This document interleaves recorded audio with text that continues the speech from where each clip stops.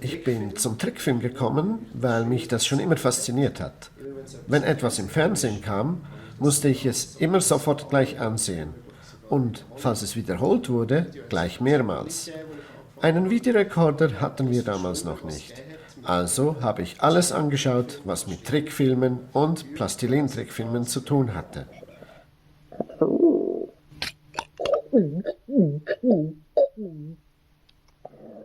Damals gab es im Schweizer Fernsehen eine Kinder- und Jugendsendung. Sie hieß Selbstgemacht.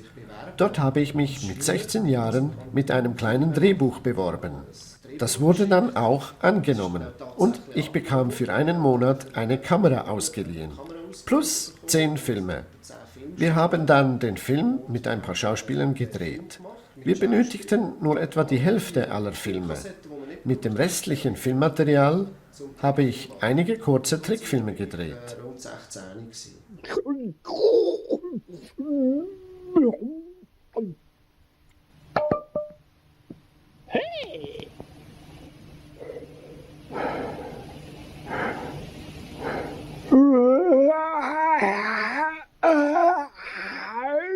Das hier ist eine kleine Auswahl an einfachen Plastilinfiguren. Sie enthalten teilweise auch andere Materialien. Der Kopf wird meistens mit einem Zahnstocher verbunden. So kann man besser den Kopf drehen.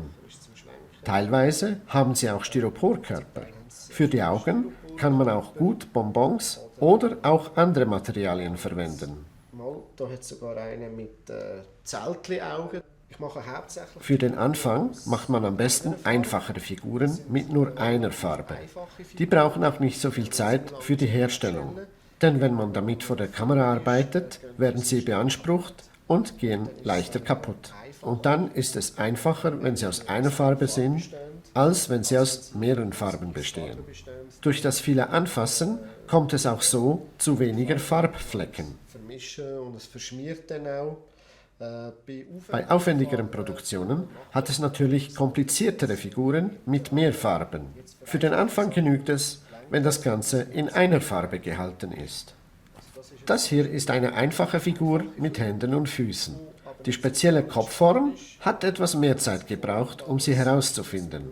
Um eine Kopie dieser Figur herzustellen, benötigt man etwa 20 Minuten. Ich arbeite hauptsächlich mit meinen Händen. Manchmal helfe ich mit einem Zahnstocher oder mit einem Hölzchen nach, zum Beispiel für die Hände oder für den Mund. Mit einem Zahnstocher so ein bisschen nachhelfen, zum Beispiel da die Kerben, die Hände zu machen oder zum Maul ein bisschen schön aushöhlen und so, braucht es nicht mehr als einen Zahnstocher. Eine Minute Trickfilm sind 1500 Bilder. Das bedeutet, dass man 1500 Mal die Kamera auslöst.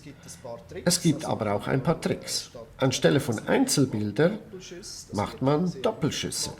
Also, man löst bei jeder Bewegung zweimal aus.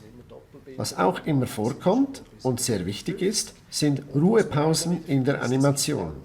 Das heißt, wenn eine Figur in eine Richtung schaut, dann bleibt der Kopf ja auch einen Moment stehen, zum Beispiel eine Sekunde lang.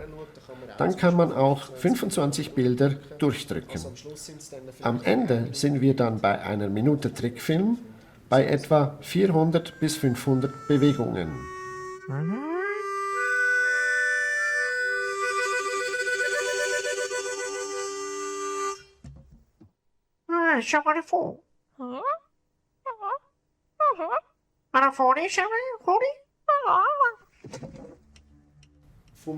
Es war schon immer mein Traum, vom Film leben zu können.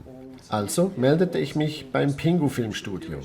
Es waren immer sehr nette Gespräche am Telefon und man fragte mich, ob ich schon einige Trickfilme gedreht hatte, um sie ihnen zu zeigen. Ich hatte schon einige Sachen auf Super 8 und 16 mm gemacht, habe dann aber zusätzlich für die Bewerbung ein paar neue kurze Filme gedreht. Im November 1995 klingelte plötzlich das Telefon und man fragte mich, ob ich vorbeikommen könnte. Ich hatte natürlich Zeit und ging ins Studio. Ich durfte einige Testaufnahmen machen. Die Testaufnahmen waren so gut, dass man sie in meinem ersten Pingu-Film einbauen konnte.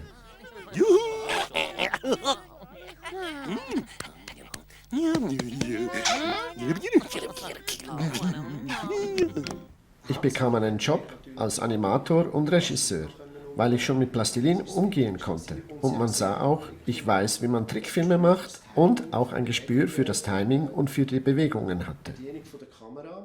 Die Pingu-Filme wurden mit 35 mm Kinokameras aufgenommen. Das musste ich natürlich lernen. Das ging aber sehr gut, da ich mich schon immer für solche Kameras interessiert habe. Ich hatte auch einen sehr guten Arbeitskollegen, der mir auch sehr viel beigebracht hat. Wir waren 2 Regisseure an 2 Arbeitsplätzen. Es sind immer 2 Filme gleichzeitig entstanden. Es war eine sehr schöne Zeit, die schlussendlich 4 Jahre dauerte.